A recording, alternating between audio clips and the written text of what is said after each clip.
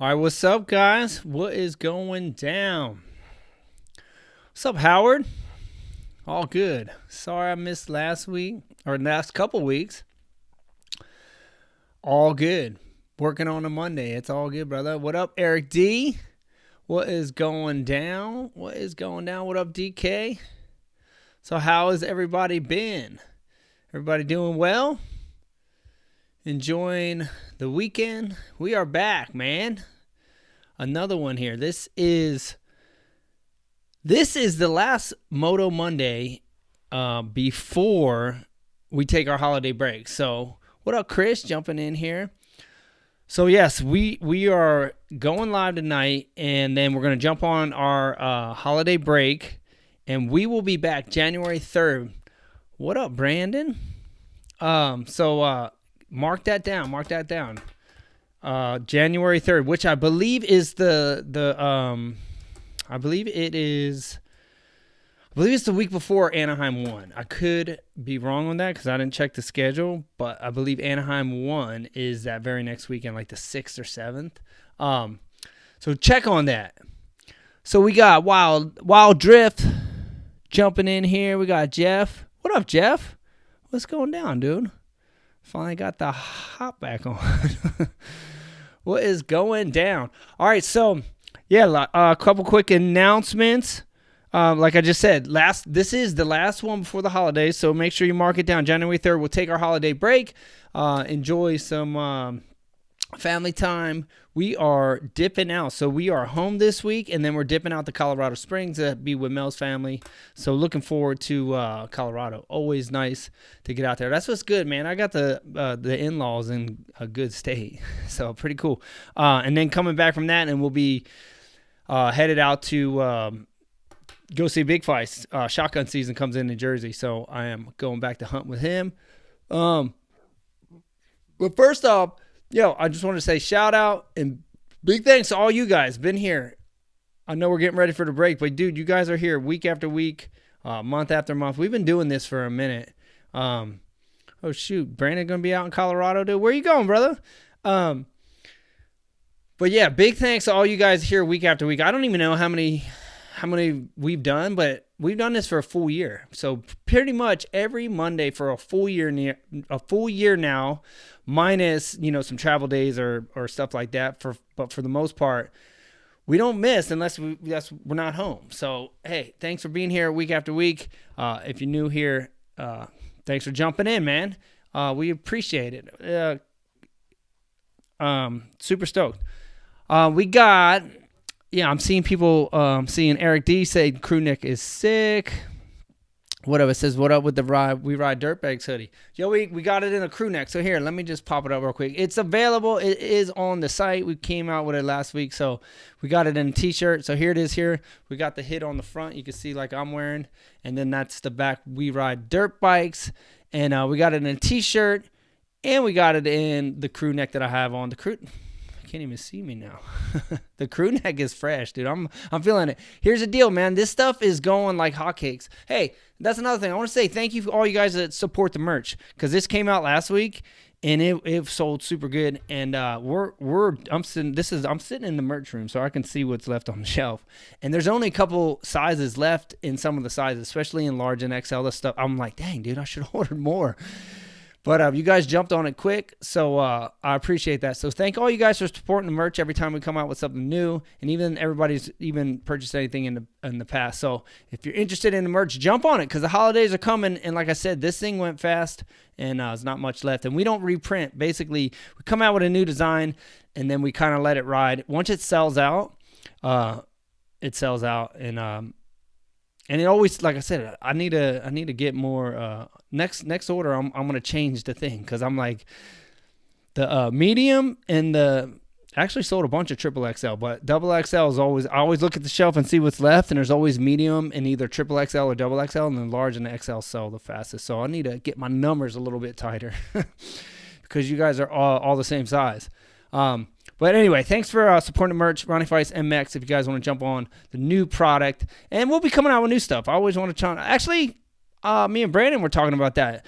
not only is Brandon a dope rider and photographer, the homie got some skills on designing some stuff. So we need to come up with some new designs.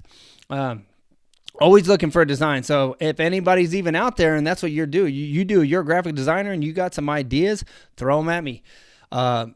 You can email me on the website at info@ronniefeistmx.com if you have ideas. Be looking for some dope product.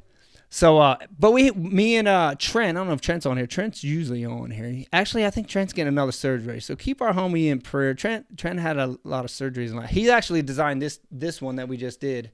And we have another one in the works. And I'll be showing you guys that and the whole little concept behind that. And I have another idea that kind of spiraled off that one. So once all those up and going, we'll keep you guys posted. But always fun to get new product out.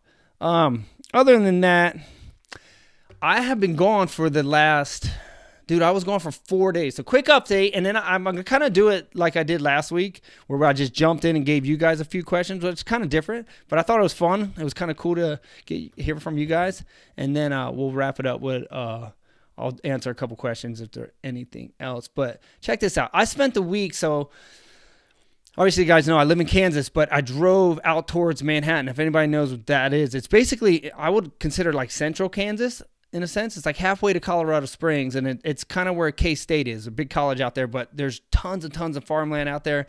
I got a buddy whose family owns thousands of acres, and lucky me, got invited to go hunt on his property. So check this out. So I was out there for 4 days. Here's a shot of me in the blind hanging out. And I was actually, this wasn't even the cold day because I can tell by what I'm wearing. The cold day, I had a beanie over top of that like face mask scarf because it was so cold. It was like 20 degrees one morning. I was freezing. But check this out. So I'm sitting in this blind. I sat in this, just quick little hunting story. I'm into hunting. I've been hunting with Big Fight since I was a little kid. So always super fun for me to hunt. But check this out. This is where I sat. I sat in this. Well, let me move it because it's kind of. There you go. So basically, my buddy's like, he tried to put up a stand for me by himself, and he couldn't get it up. He's like, man, I couldn't get it up. But he's like, there's this old windmill out in the field that someone has hunted 5 years ago during rifle season, and he got a real big buck out of it, but no one's hunted it in 5 years. He's like, there's still like some mesh up that you get from when the dude hunted 5 years ago. He's like, just sit in that. He's like, I'm sure you're going to see a bunch of stuff, but I don't know like how good it's going to be, but you do have the chance of shooting the biggest buck of your life. He's like, the buck's out here a giant, and if one pops out, it could be the biggest buck you ever get. So sure enough, the first day we get out there, I went out on Wednesday night. Thursday morning, it wasn't super cold Thursday morning, but it was a little chilly. I end up, I've never even been to it. I don't know if you guys understand, if you try to find stuff in the dark that you've never been to, it's hard. So he's explaining to me where this windmill is, and it's completely dark out. And we're like looking at a map. He's like, you got to walk up here where the fence stops, cut in here, and then like cut back on an angle. You go over this. And I'm like, all right. Sure enough, I get lost, pitch black out, and I go to kick my flashlight on because I'm like, man, I can't see nothing. I kick my flashlight on and the battery dies. I'm like, it's a rechargeable battery. I didn't charge it from the last hunting trip. So I'm like, dude, I got no battery. I'm out in the middle of the dark, and I'm like, well, I don't want to walk around and scare all the deer off. So I'm like, shoot, there's a tree right here. I'm just going to open up my chair, have my little blind chair with me. I'm going to open it up, and I'm going to just sit here and wait till daylight, and then I don't have to find this thing. So post up I only had to wait for like 45 minutes. Sun comes up just enough to where I can kind of see where I'm going. And I was way off. I was completely not even close to where I thought I was going. So it's probably a good idea. I decided to wait. But anyway, I finally find this thing, and I'm like, okay, because, it's big field stuff. So once I got my eyes on it, I start walking towards it. And as I'm getting closer and closer towards it, I start seeing buck rubs. I'm like, whoa, dude. I'm like, there's a buck rub right there. And then I'm like cruising through this little, some more brush, see another one. I'm like, sweet. Well, there's obviously bucks around here, right? There's buck rubs on the way in. So I get in this thing, get situated.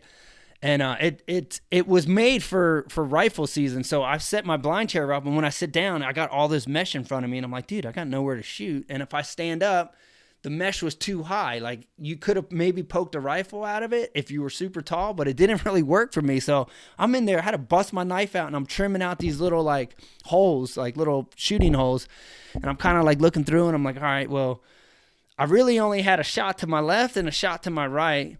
And I was like, well, shoot, dude. I was like, I hope perfect scenario would be sweet if he like walked up on my left, because I hunt with a crossbow, so it's easy for me to just pull to my left. I just pop it up. I'm like, man, and so I get my rangefinder out and I'm kind of like ranging like trees and stuff in the area, so I kind of know which pin to use. And I'm like, I could see like there's a deer run to my left. That's why I'm like, man, there's a deer run right there. There's a tree by it. It's only 20 yards. I'm like, man, that'd be the perfect scenario if one walked out right there, because it's a super close shot. So anyway, I'm like, well, that'd be sweet, but what's the chances of that happening, right? That never happens that way. Normally, when I'm like, man, I hope they come out on my left, they come out on my right. And if anybody's been hunting and you shoot a shotgun or a rifle or even a crossbow, it's not easy to spin all the way right to get the shot. It's the hardest shot. It sucks. So normally they'll come out on my right, and I'm like, damn, or they come out behind you and you got to sit there like this for 15, 20. You know how deer are. It didn't take 30 minutes to take 2 steps. So you're like this, waiting for them. You can't see nothing. But anyway, I get on the buck call and I'm like grunting. So think about this. I get in late. I get in at 7 a.m. just as the sun's coming up. So, which is late. We normally try to get in by 6, sit in the dark for an hour. That way it's quiet in there. So you make noise. You don't scare everything off. So that way it settles down and you're sitting in there. So I get in super late. Think about this. No one baited this stand. You can bait on the Kansas side, so you can put out corn. If no bait, no cameras. We had no idea what was in there. I get in late. So I'm already thinking like, this is probably going to not be the greatest morning anyway, you know? Probably already made a bunch of noise all late in the morning. Sit down, throw a couple grunts off, and dude, this little 6-pointer pops up, this little scrawny thing, and I'm like, well, shoot, little thing. But in my head, I'm like, well, he can't be making those rubs, because I've seen a couple rubs on some decent-sized trees. So I'm like, it can't be him. There's something bigger in here. Grunt a couple more times, like 5 minutes after I grunt it, after that 6 walked out, I just happened to look over to my left, and all I saw, and he was actually on the move. He wasn't slow stepping into the scene like a lot of deer do. I think because I was straight up in his area, and when he heard the grunts, he was like, it's Brut. So he was like, who the heck's in my spot? And he come running out, and all I saw, he had a drop tine. And I'm like, yo, bucks that have drop tines are big, period. So I didn't even try to like get a good look at him. I'm like, yeah, how big is he? Is he a shooter? I knew he was a shooter. So as soon as I saw him, I'm like, oh, shoot. And I reached down because I had my crossbow leaning up against the edge of the windmill. And I reached down, grabbed it, turned off the safety real quick. And I just set right through. It was like perfect scenario. It was almost like, couldn't have been better. Everything that I wanted to happen, happened. I put it right out that one little shot I had on my left. And he's coming straight up that run. And I'm like, and he's coming fast. So I'm like looking at him with one eye, but at the same time looking through my scope and trying to gauge where he's going to kind of be, because he's moving too fast to where I'm like, I don't want to have to shoot him moving. So right before he gets to where I want him to be, I grunted myself. I went, "Hur!" And he stopped. And as soon as he stopped, I gave him like 2 seconds. Pop, pop. And dude, it was 20-yard shot. I watched it, and I have these tips that light up, so I could see the arrow flying. I saw an arrow just boom. I hit him perfect, right behind the front shoulder. He ran like 20 yards forward, then he turned and ran 20 yards along this edge of the Milo, and then I seen him drop from the windmill. So I was like, dude, he's done. And when he turned left, where my arrow came out of him was just spitting blood out like a faucet. The whole side of his fur was just covered in red on his left side, because I shot him in his right side, and that arrow came right out. Those broadheads tear him up. And so I waited. I'm like, you know what? I'm not gonna give him 15, 20 minutes before I walk over there. So I sat in the blind. I was just chilling for a second. Knew he was down. Well, let me pull up. I know I put a picture in here of him. Let me see. But my buddy was right. Like, look at this, dude. I grew up in Jersey. This is a beast of a buck. This dude was 300 pounds. This guy was giant, dude. So if you look right by the edge of, you look on it'd be the buck's right side, our left side. There's a drop tine right by the mirror, the window. You can't really see it. Almost kind of goes into the truck.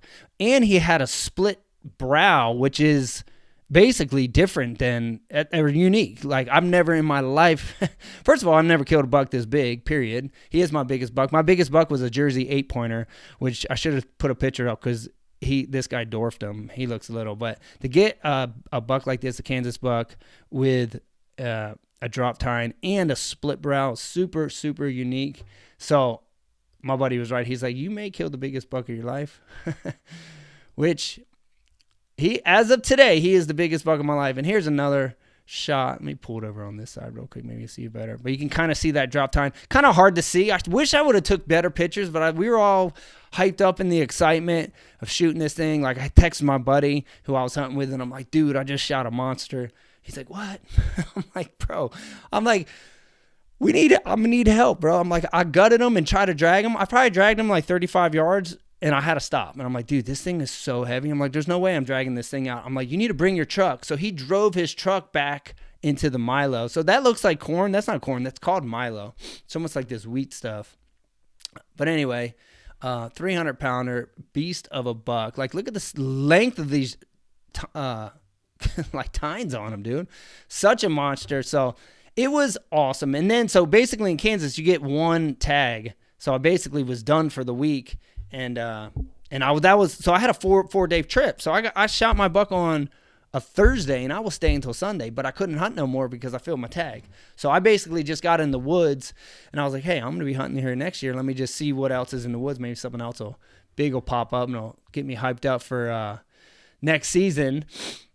But I didn't actually see nothing bigger than him. I saw bucks all week long, mostly smaller bucks, until the very last day. He was like, hey, I'm going to sit. We were going to drive home Sunday afternoon. He's like, we're going to hunt Sunday morning. We're going to leave Sunday afternoon. He's like, but hey, if you get bored and you don't want to sit anymore and you want to get down and look for a better spot to maybe move, because we hunt 2 different farms. So I killed that at one farm. He's talking about the other farm that we're at. He's like, I actually have a ladder stand I hunt in there. He's like, if you want to move that, get down and go look for a better tree for next year, but don't walk over and scare the deer out of over where I'm at. If you spook them my way, so they run my way. So I'm like, all right. So the last hour we were hunting, I'm like, dude, I'm just going to get up and walk down this tree line just to see if I see any better trees. Because it's mostly open field. Like, it looks like rifle territory out there. Like, you want to hunt with a rifle. So the fact that I was able to get a buck 20 yards from me I'm like, God's good. To me, that's like, I got blessed, because I'm like, dude, that's a little tough out there in that big wide open country like that. But it happened. So I thought it was really cool. But anyway, sure enough, I kicked up a buck on that walk. And I was grunting all morning, nothing, didn't see anything, couple does. I jumped this buck, dude, bigger than the buck that I shot, jumps up maybe 40 yards in front of me. He was bedding down in the grass, in this tall like grass. He jumped up and just stared at me for like 45 seconds and then turned and ran. And I'm like, dude, biggest monster ever. Like, he didn't dwarf my buck, but he was big. And so it hyped me up. I'm like, hey, look, we're going back there next year, and I'm going to put my stand right down where he was laying. So, man, anyway, don't mean to fill the whole time with buck stories, but I love to hunt, dude. Me and Big Feist are hunters. It's actually a Feist family thing. Everybody in my family hunts. It's what we do. It's fun. So looking forward to the next trip. I actually still have 2 tags for my Missouri, because I did get my Missouri tag. So I'm actually going to try to hunt. So basically this whole week is rifle season, so no hunting from me on the Missouri side. And then we'll be in Colorado for a week for the holidays. That week I get back, I'm going to go hunt the Missouri side, and then I'll be in Jersey doing shotgun. So looking forward to some more hunting.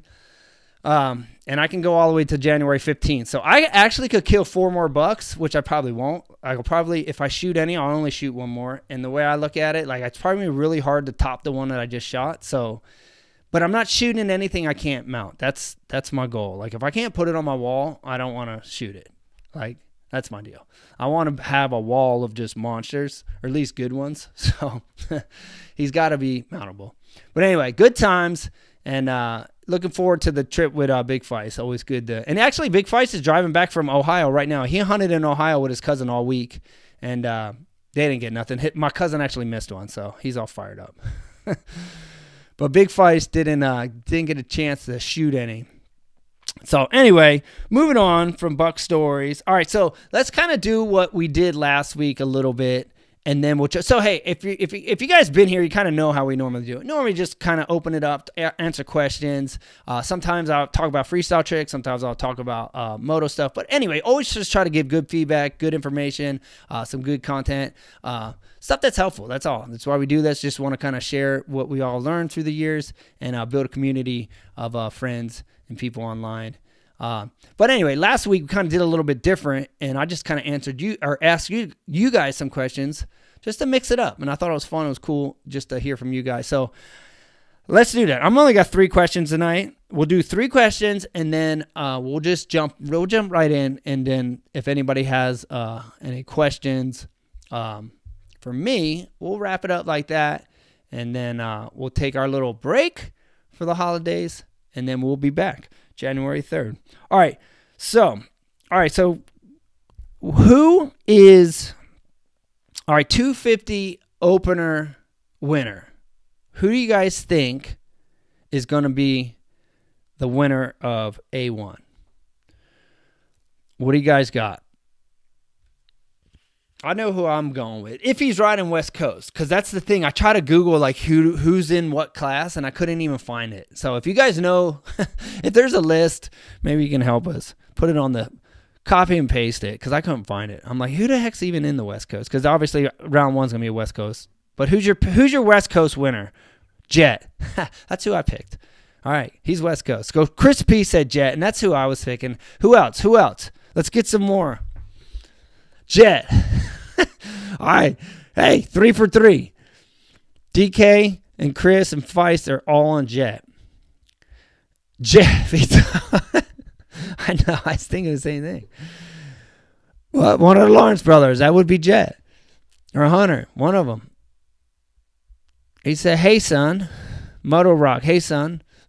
What up? Who you got, Moto Rock? Who's your West Coast winner? Jet. All right, well, it looks like Jet. We got some Jet fans here tonight, obviously.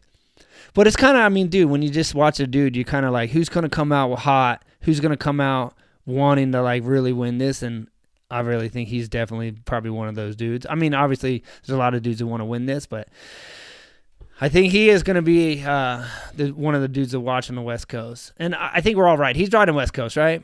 Is Deegan racing this year? So Chris P's asking, is Deegan racing there this year? And no. So he actually has 1 more year. Actually, I think Deegan said he could ride amateur for 2 more years because of his age. But I believe Deegan said they're most likely going to bump him up in 1 more year. So he's going to ride Loretta's as long as nothing's changed. This is the last time I talked to Brian. So this is where I'm getting my information from Dad. As long as he didn't change anything, he said he'll ride Loretta's 1 more year before he bumps up. But who knows? Maybe they could keep him back for, I don't know. Let's just go with that. He'll probably ride 1 more year. Honda. All right, so Motor Rock's saying there's going to be a Honda rider winning. And there goes my lights. I don't know why this always does that. Piece of crap, huh? All right. So Honda. Well, yeah, Jet be on Honda. All right, so anybody else? Anybody else?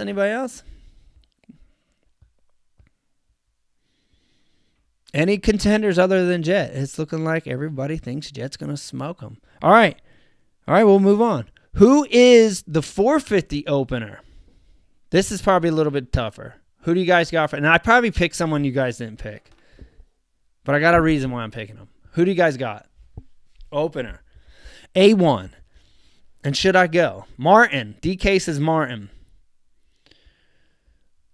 Who else? Is Martin up in the 450 class this year? He must be, huh? What do you guys got? Barsha. Man, Moto Rock. DK saying for 250. Okay, maybe my stuff's delayed. All right, so DK was talking about for Martin for 250. All right, so he's saying, Chris saying Eli. This will be 4 in a row.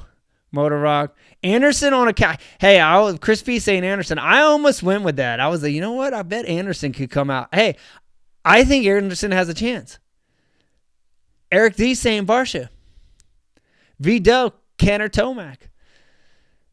dude, it's such a hard class to pick, right? Because I feel like everybody who's been said is totally got the skills to do it. That's for sure.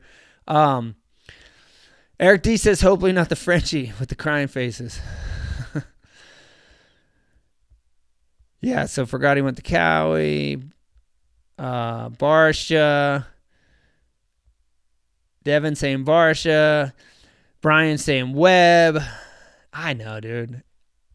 Weber, Big Nate saying Weber Stewart. Dude, you never know. Stewart would be the underdog to go with. All right, so I'll be honest with you. I think it's more likely than probably one of like the guys who you probably see winning all the time, Ken, Tomac, Cooper or Webb or somebody. You know what I'm saying? But dude, Barsha has went out and won the opener multiple times. So I was like, you know what? Maybe I'll say Barsha just because he keeps doing it. He like starts off super hot and then he kind of like runs out of steam as the season goes on. But maybe Barsha could be. Could he do it again? But same thing. I thought every name that you guys threw up here, I would thought on. Every single dude. I was like, well, man, Anderson might be able to do it.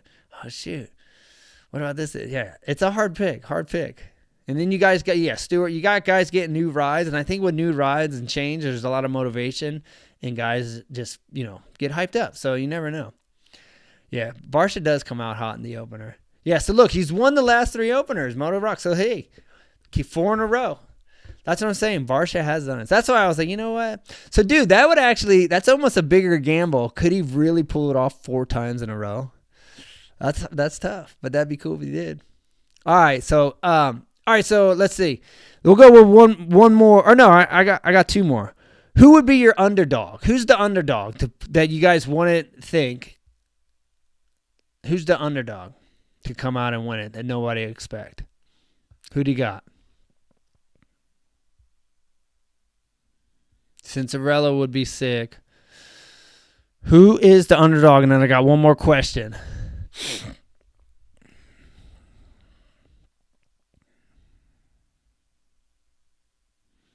No underdogs? Stank dog. We got Stank Daddies coming out. Stewart. That's who I was going to go with. And not that Stewart's not sick. I just think, like, has Stewart won a Supercross yet? I don't think he has. So that would be an underdog. Benny Bloss, there you go. He would be an underdog. That's for sure. So I was thinking Stewart. I was like, you know what? Stewart is sick, and I don't think anyone would expect him to come out to win the opener. But, dude, I think he could. Why not? Who's 722? Big Nate. Who's the 722? But yeah, Blows. How do you say his last name? I was actually just talking to his dad. His dad called me the other day. Big Jeff. He's cool. Owns a part of Green Valley out here. Cool dude. Hooking me and Mel up with some church speaking engagements. There's a local church here in Lee Summit. Looks like me and Mel are going to be speaking at come March. And Bloss? Do I say that right? Bloss or Bloss? I guess you guys can't tell me because I can't hear you. Osborne. Well, dude, Osborne, I think he's a champion, so he won't be an underdog. He's got a championship. Moran's, there you go. He would definitely be an underdog. Yeah, he would shock everybody if he won, but because no one would expect that. But, dude, hey, I give Moran's the whole if I would pick someone who had the chance, I don't know if he could win a Supercross yet, but dude, nothing but respect. I'm not disrespected, dude. I think the dude's sick. Definitely probably the fastest dude out here in our area, and he's a killer starter. If anybody could had the underdog that could pull the whole shot in the main, I think he could do it. I think he definitely whole shot. But to win the main, that would be a tough one. Hey, Sexton, there's a name we didn't hear. Yeah, second. He's still pretty up there though. He's factory Honda. All right, we'll move on. Well, last question. All right, so we'll definitely let Brian know what church. So yeah, so basically, I got the date in my phone. I put it down. I'll put it out. Hey man, local people want to come check out me and Mel. So here's the deal. You can still come, Brian. because you're married. Cause it's basically like a singles event. So they're having me and Mel come out and tell our story and all that. March 25th. It's going to be at a church in Lee Summit. But you can come anyway. Come hear our story. Hang out. Kick it with us. So big Eric Deach should come out. You're single, brother. You're local boy here. All right. I can't even, so I'm looking at, I can't say his last name, but I see you, Nate. Here, I'm going to put it up. I don't want to butcher it. All right, so last question is, okay, if you had the chance to ride for any factory team you could, say you're the fastest dude, whether you're a 250 rider, you're a 450 rider, whatever you are, bike of choice, but you're the man, and you have every team barking up your tree like, yo, we want to sign you. Who you signing with? Who's your dream team, factory team? Eric D be holding it down with the singles. All right, Honda. Moto Rock goes right off the top. Honda, Jason, Honda. What else? Who else? Yamaha, Vidovsky. He's going Team Yamaha. I like this question. This question's good. This one's my favorite one of all of them. Because think about it, dude. Your chance to shine on the best team. Kawasaki. Red Bull. Look, we got every team on the board almost. 250 Star Yamaha, 450 Cali. There you go. See? It depends what bike I'm on. All right, this is sweet. Yamaha. Husky. Rockstar. Eric D. Yamaha, Honda. I'm liking it. We pretty much had them all. At this point. Yamaha, Honda. All right, I'm going Honda just because all my heroes pretty much rode Honda. So if I had to pick it, if I had to narrow it down to like, man, if I had that much talent and all the teams are like, yo, Faisst, we want to sign you, and I could pick, and I was a 450 Premier rider, I go Honda because, dude, Rick Johnson was like my hero growing up. David Bailey, Honda, factory Honda. Who else? Johnny O'Mara, Jeff Stanton, all these dudes I looked up to growing up. And then you, of course, RC rode for Honda, McGrath rode for Honda, Roxton. Oh, dude, it's almost like the greatest of the greatest always rode for Honda. So I'm going Honda if I had the chance. But anyway, good. That was good. That was fun. All right. So let's see. Well, I normally start at the top, but here, I just saw this pop in real quick. It's Young Jeff. So Young Jeff, yo. Where am I riding this weekend? Who's open? Because I do want to ride this weekend, to be honest with you. Not hunting because there's nowhere to hunt. So who knows what track's open? Brian, what is open? Where are we riding, brother?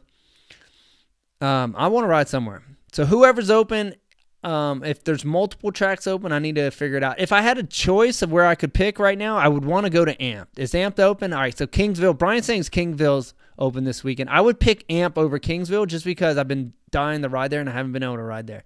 I've been riding Midwest Extreme nonstop lately. So Kingsville Sunday. All right, so everybody's saying Kingsville. All right, so it looks like Kingsville it is. So we're going to be at Kingsville on Sunday if that's the only place to ride. All right, we'll do it. All right, Motor Rocks at Kingsville. All right, we'll be there. That's where we're riding. If there's nowhere else to go, we're riding somewhere. All right, so let me just scroll up to the top, and we'll jump into some questions here. Let's see. Read some comments along the way. Life is good. Congrats on the deer. Appreciate it. Colorado Springs. Yeah, so Brandon will be in Colorado Springs. We got to link up. I'll be in Evergreen, little west of Denver. All right. I'll be in Colorado Springs, so I'm south of Denver. I know. DK said a year already? I know. It's crazy, huh? We've been going hard for like a year. At least, right? Am I correct on that? Maybe I need to look back and see when we started this. I feel like it's been a year. At least. Hey, there we go. So, KMC say, come out to Aztec. Yeah, so basically Aztec is, yep, I've seen that. Never been there, but I've looked it up when I've been in town. I know, huh? I should bring out the bike. Do a little riding when I'm out there. Hey, and before, just let me give a quick little shout out to the KC Chiefs. Have you guys seen the game last night? We were straight on point, playing like we really can. Dude, we looked good last night. That felt good. I think we're back. I think that we shook off what we were struggling with, because we looked like Super Bowl championship team last night. It was fun to watch. So shout out for the boys in red. Question from Eric D. Let's see. Question from Mom Davis that is in town. All right. Well, what up, Mom? What's a Jesus story that happened to you or Mel recently? Miss you guys. A Jesus story recently. I mean, hey, I feel like there's always Jesus stories recently. To be honest with you, I felt like my buck was a Jesus story, because remember I sat down under the tree? Did I tell you that I sat down under the tree? Did I tell that part of the story because I couldn't find my way into the woods and I sat down? Well, in the Bible, there's a story about a man sitting under the tree and God saw him. And when I sat down, part of me sitting down in the woods, I like to have a little God time in the woods. I will use that time for prayer time, talk to God, just pray for people, and just conversate with God. And I was having a little God moment right there. I was sitting under a tree, and I said, God, you see me here? Here I am. Here I am, Lord, sitting under the tree. And to be honest with you, I love nature. That's probably one of the reasons why I love hunting so much. I love being outdoors. And when I walked out into that field that night and I looked up into the sky, the stars. I don't know if you guys ever been to the desert, but Kansas City farmland is almost like being out in like Glamis or the desert, because when you look up, I don't know if it's because it's so dark there and you can just see the stars so much better, but there's a gazillion stars that you normally don't see, like when you just live in the suburbs and stuff. And I was like looking up, I appreciate that stuff. I'll look up at the stars and be like, man, God, like you're good, you're amazing. Like, look at these things. And then I'll watch the sun come up and I'll sit in my blind and I'll just watch the sun like rise slowly with this beautiful like sky and this like just country setting. And I'm just blown away on like how beautiful this creation is and how God designed things. And I'll watch, like, you guys are probably like, this dude's a weirdo, but this is me. I will watch birds communicate with each other and squirrels, because you're sitting there, man, you got nothing to do but watch nature. And you'll see, like, you're in the woods, the whole woods comes to life when the sun comes up. It's quiet. When you get in there at dark, it's quiet. You don't hear nothing. And then all of a sudden, like, you'll hear one bird, and then another bird, and the whole woods comes to life, and squirrels come out, and all these little critters are running around, and I'll watch these things, and I'm like, how could someone believe that this came from some big bang? You're going to tell me that there's not a creator that can have these things that run around, that mate, male and female, and create other... It's too complex and too, like, designed with, like, beauty and perfection to think that this was just, poof, here we are. Like, that whole Big Bang Theory is a joke. Like, dude, God is an artist in this world, in this creation, and his little critters and us are amazing how he designed us. And I love just sitting down and taking all that in. And the same thing, I'll do that in the morning throughout the day, and then I really enjoy watching the sun go down, because we hunt mornings and nights. And when the sun goes down, the same thing. I'm just in awe. I'll sit there and just watch the sunset and be like, man, Lord, like, you're awesome. Like, thank you that I get to do this. I'll just sit there and thank God. So that's been my God moments this past week, was just hunting with God and thanking him, saying, Lord, I'm just grateful that I get to do this. I get to hunt deer. I get to ride dirt bikes, and I'm just thankful. So thank you, Lord. Once again, I probably said it 100 times this past week, but you know I'm grateful, because life is good. I love it. So anyway, that's been my God stuff. God is good. That is for sure.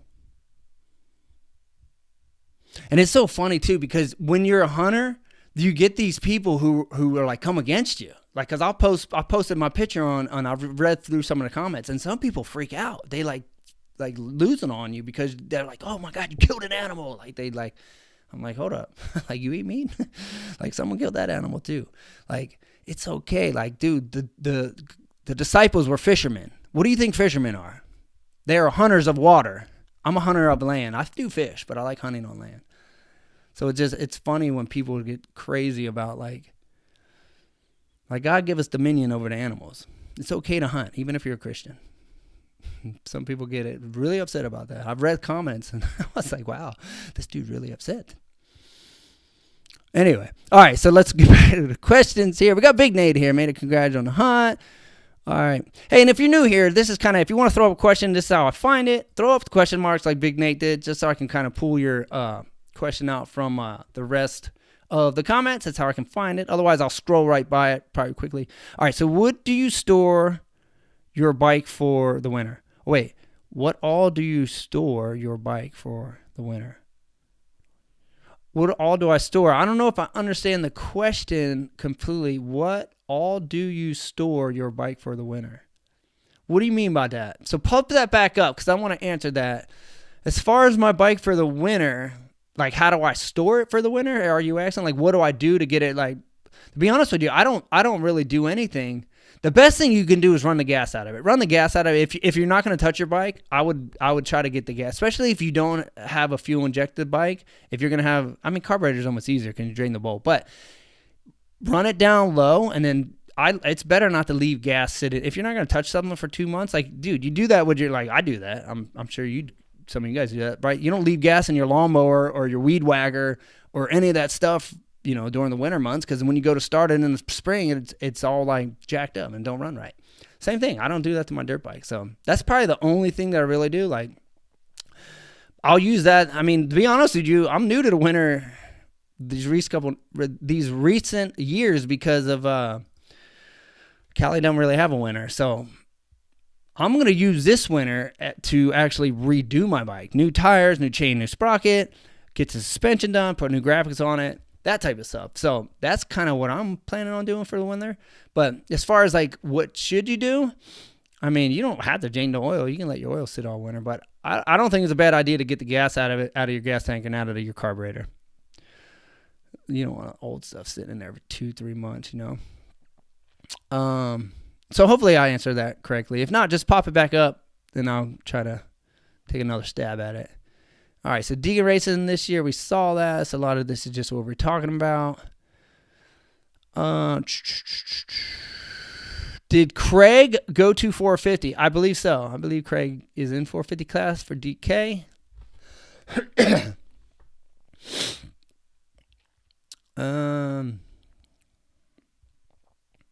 All right, so just breezing on through because this is a lot of the stuff I was asking you guys.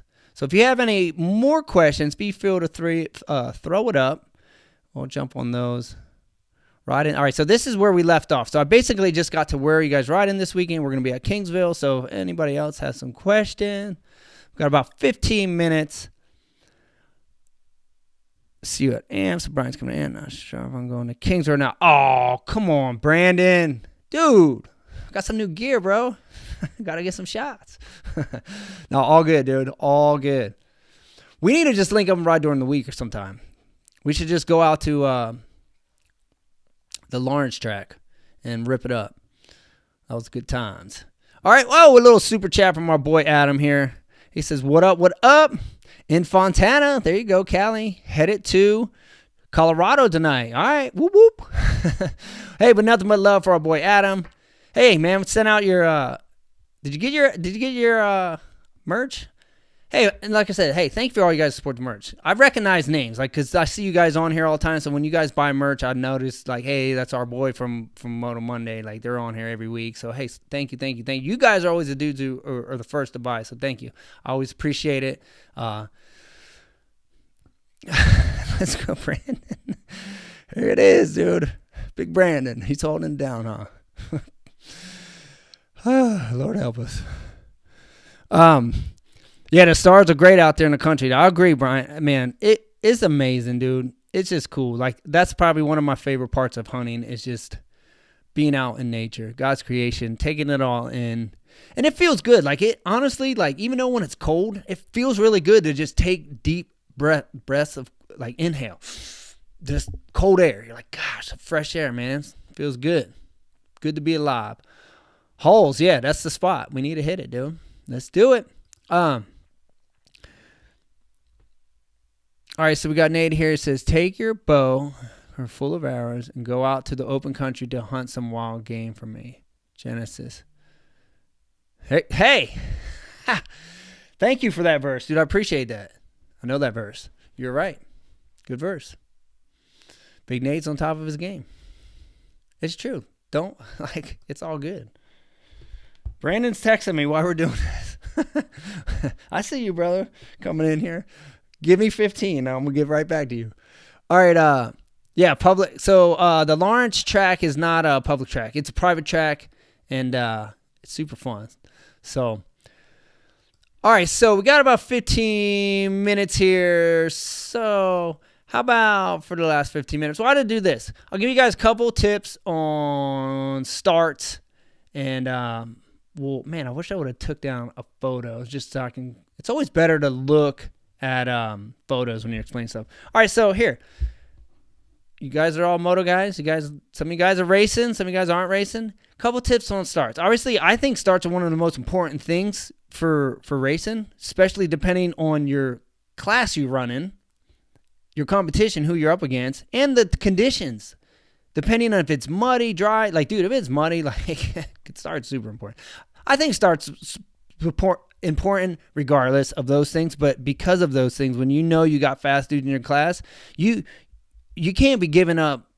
You can't be starting in the back or in the mid when you got some dudes you know are going to be gone at the end of the day. You got to get up front. So you got to work on your start. So I always say, if you're going to be out there racing, you're going to be competing, you should be doing starts, if not daily, a couple daily, then a couple days a week. So some people are like, oh, I don't want to, burn my clutches out, I don't want to go that hard on a motor. Well, dude, do 3 a day. You're not going to kill your bike. You do 3 a day. Do 3 a day. Every time you're at the practice track, do 3 a day. And if you only get to the practice track 1 day a week, 2 days a week, whatever your practice schedule is, then add more to it. But if you ride every day, like when I was competing for speed and style, and I knew that start was going to probably be 95% of that race because it's a 4-lap sprint. And the only way the dude can beat you if you win the race, the only way they can really beat you is if they out trick you. So, because you get points for winning. So if you know you got the tricks that you need and you win the race, you're basically going to move on to the next thing. So the start in that is super important. So I did starts every single day. I rode 5 days a week and I did starts every day. It's super important. So that's how important starts. Don't overlook it and think like here's the deal. You ever heard the saying, you race like you practice? So if you never practice starts, how good do you expect your starts to be on the weekend? So a couple tips on starts is, 1, practice them. 2, I would say make sure you're starting with both feet down. Get away from putting 1 foot up. Here's the thing. Your starts should be like your golf swing. If you're a golfer, it should be like your baseball swing if you're a batter. That means it never changes. It's the same every time. When you come up to the plate, you do the same thing, right? You get in the same position. You bend your knees the same amount. Everything's the same all the time. You hold the bat there. Same thing with your golf swing. You don't change it. It's the same thing with your start. You don't roll up to the start in first one weekend with 1 leg up, come up to the next moto, kick it in second, put the other leg up. You do the same thing every week. So should be in second gear all the time, both feet down. That way the bike is balanced equally. As soon as you lift 1 foot, I think you unweight the bike and you have more of a chance of when you take off, the thing goes like this, versus if it's weighted equally, it takes off straight.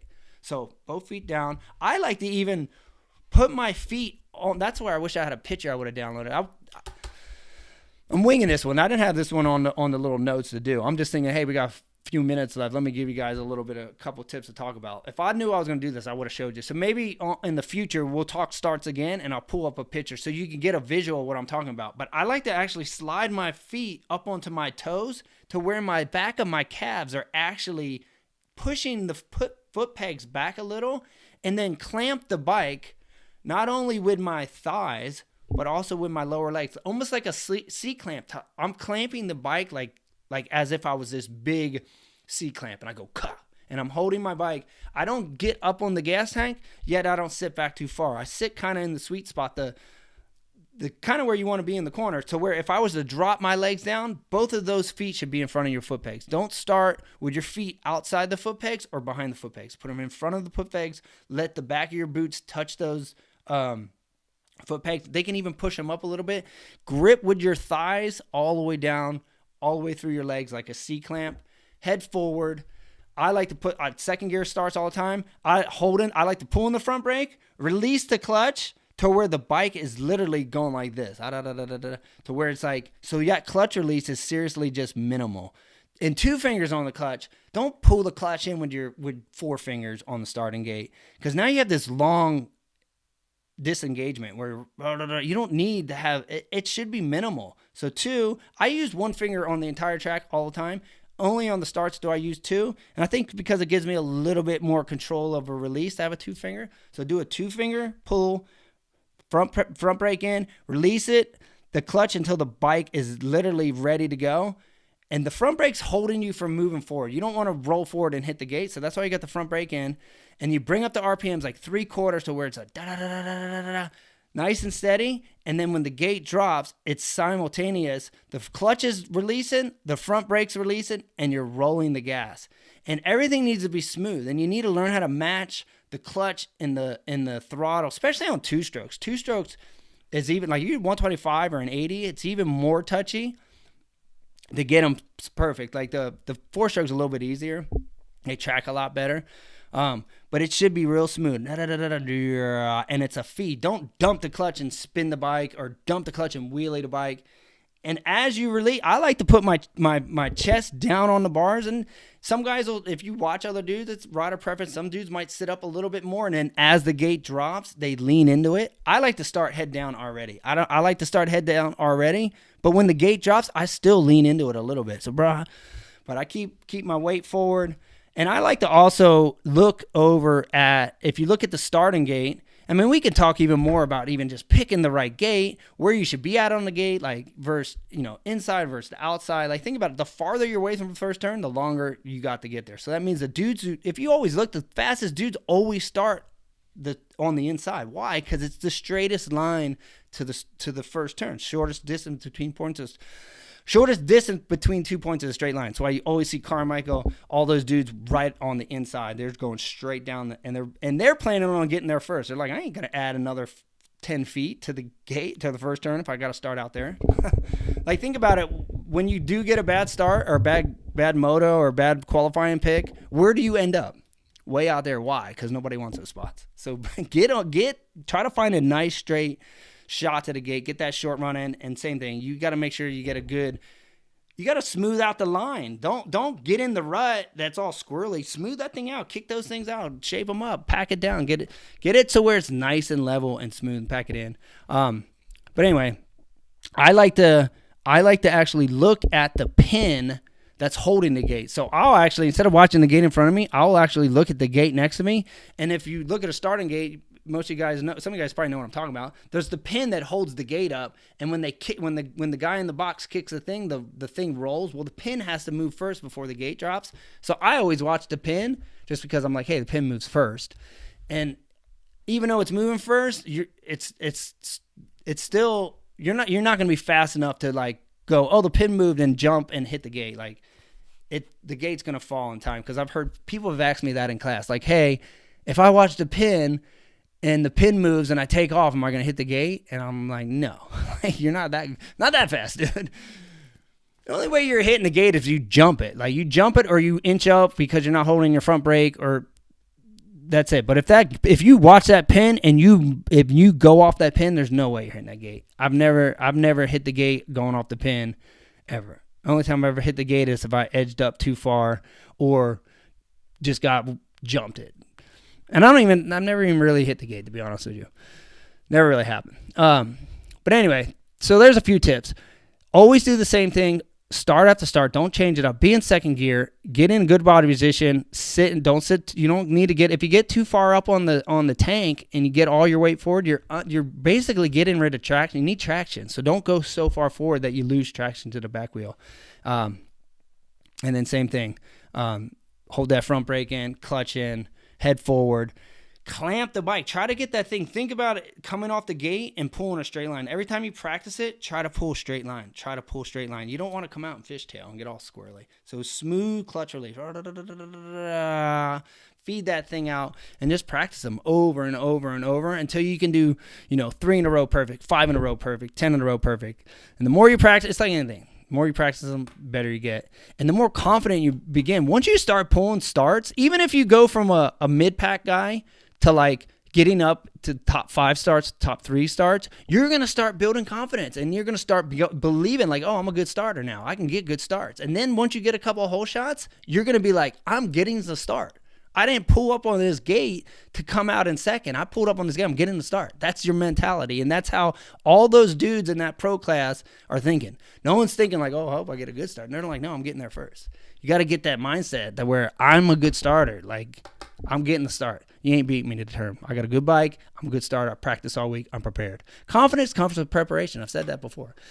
And it's true. So if you're prepared and you're confident, you got a good chance of getting the start. So practice it up and enjoy it, man. Starts are fun. And it feels good to get the start. Shoot. And they give you money if you're in the pro class. There's some incentive. Get the start. What do you get? An extra $1,000? Shoot. So there you go. All right. So if there's any other questions on starts while we're just talking on starts, anybody? How do you guys like starts? You guys good starters, bad starters? What are your struggles with starts? Maybe we can help a couple people before we wrap up. We got 4 minutes. We're going to wrap it up at 8 o'clock. And then I'm going to go watch me some Monday Night Football. I don't even know who's playing, but it's Monday night. What up with Deegan getting a factory ride? I think it's awesome. Congrats to the little man. That's so sweet. Dude, you can't get a better, you can't ask for more, right? You get a factory ride. You're just dream come true, I think, for every racer to be factory. All right, so body position for this is great right here. Great question. Body position for concrete start or dirt. So I just gave you dirt position. If you are going to concrete, I do recommend sliding back a hair on the seat, and then I recommend sitting up. And remember I was talking about being down like this? That's how I like to start. If I start on concrete, I actually sit completely up, and I try to weight the bike. I still go with second gear on concrete. I'm going to be 1 year at X Games, I started in third, but we weren't on concrete. We were on wood.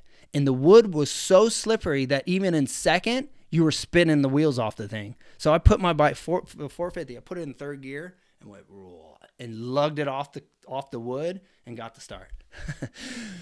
But to be honest with you, I haven't practiced any on concrete and tried third to even know if I'd even go there. So, but that's the thing. You don't know till you try. You got to get out there and try stuff.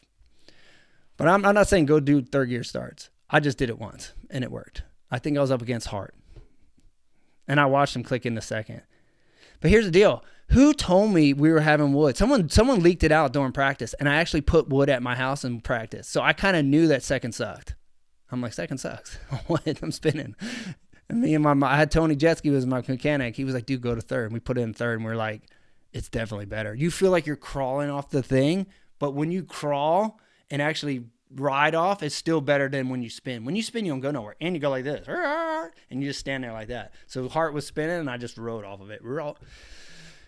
Gotcha. But yeah, good question, because it is different. There's definitely different techniques from dirt to concrete. So I would recommend sliding back a hair on the seat and standing up. I'd still probably go with second, but just be smoother with the clutch. Don't dump the clutch on the concrete. And you heat the tire up. You heat the tire up, and that's the only thing that sucks. I know if you're not factory and you get free tires, you burn off your knobby. So that does suck. I get it. Burn off your knobby just for the start, but it does work. If you heat the tire up a little bit, you do get a little bit better grip. But you gotta try to be smooth with it. It's a little bit patient on the concrete rather than the dump. But hey, I would always recommend, it never hurts to test anything. So if you got a little concrete spot, you can do some starts, try a couple on third and just see how your bike pulls. You never know. If you're running like a bigger sprocket and your bike's able to pull that, you might be able to make it work. People be spinning and you be tracking. All right. We are wrapping it up. So let's see. Anything else to think about?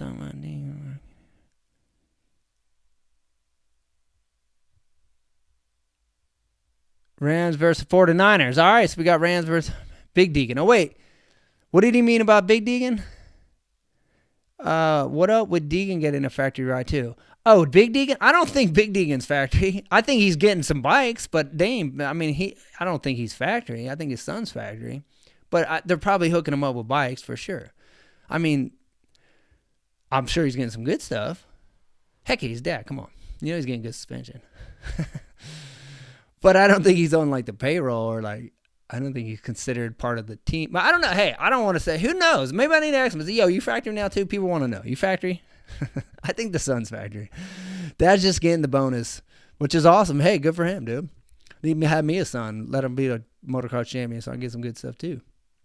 But hey, dad deserves it. You know what? Dude, everything that Danger Boy has is dad hooked him up along the way. So dad deserves to get a little kickback for helping out his son. You know what I'm saying? Most of us in the moto world who have been where we are and got to where we got, most of us, because I know not all of us have those moto dads, but most of us did have a moto dad who bought our bikes, who prepped our bikes, who drove us to the track, who did everything for us, paid all our expenses, did everything. And I know Brian did because I watched him raised Danger Boy. So Brian, dude, it's probably, he deserves it. He deserves a little kickback for everything he did for his son. And I think all of us young guys out there, be appreciative and be thankful for whoever helps you along the way. Whoever your parent is, mom, or it's a moto mom, moto dad, maybe you got a grandparent, who knows? Whoever's helping you out, be thankful for that because moto's not cheap. It's an expensive sport, and I know a lot of people parents give up all types of stuff for their kids in this sport. And you got to be thankful and try to help out. Don't be one of those kids that just expect dad to do everything, man. Get out there, wash the bike, change the filter, get your hands dirty, man. Learn everything you can. This is what I learned. The more I understood my bike and could work on my bike and understand what my bike did, I was always better at giving feedback to my mechanic because I understood what things did. If you're just ignorant and you just want to be the rider, learn the mechanics, learn what the suspension does, learn all the ins and outs, gearing, motor, suspension, carburetor, jetting. Well, I guess we don't have to jet on these. But two-stroke days, you got to jet your bike, and I understood what things did. Lean, when the bike's popping, when it's lean, when it's too rich, Well, I went through all those days. I'm sure all you older dudes did too with the two-strokes. But the more I understood what stuff was doing, I could come back and say, hey, the bike's too rich. Hey, the bike's too lean. Hey, the bike's bucking. Hey, I'm not pulling out of the corners, and we need to go up a tooth on the sprocket. Hey, like that. You learn, like, so learn the bike. Learn all that stuff and then be able to, it'll help you as a rider. All right, let's see. All right, we're wrapping it up here. Thank all you guys again. I just want to see if I missed any other stuff. All you guys should do a competition, older two. That'd be sweet. Hey, I think it'd be fun if all the freestyle dudes had a race. Like, let's line up. Deegan, Metzger, Hart, Twitch, me, Renner still rides. Renner's fast, dude. That'd be sweet. Get all the dudes. Dude, even like, Mike Jones is still riding, dude. I saw him coaching. So a little shout out for Mad Mike. He's out there. Tommy Clowers, I seen him posting pictures. His son's racing. I know all those dudes still got bikes. Don't act like those dudes don't ride. You love moto. You can't get away from it. That would be fun. Get all the OGs at OGs. Because all of us were racers. That's the funny thing. Every one of those dudes raced before they got into freestyle. So it'd be fun to get us all in the gate, see who gets tired the fastest. All right, man. Well, hey, guys, thanks again for being here. I really, really appreciate it. Thank all you guys for supporting the merch. Thank you guys for all your super chats through the past months. We're going to be back. So this is the last one. We're taking a break. So enjoy the holidays. Enjoy your Thanksgiving. Enjoy your Christmas. Enjoy your New Year's. And we will be back January 3rd, the week before the opener.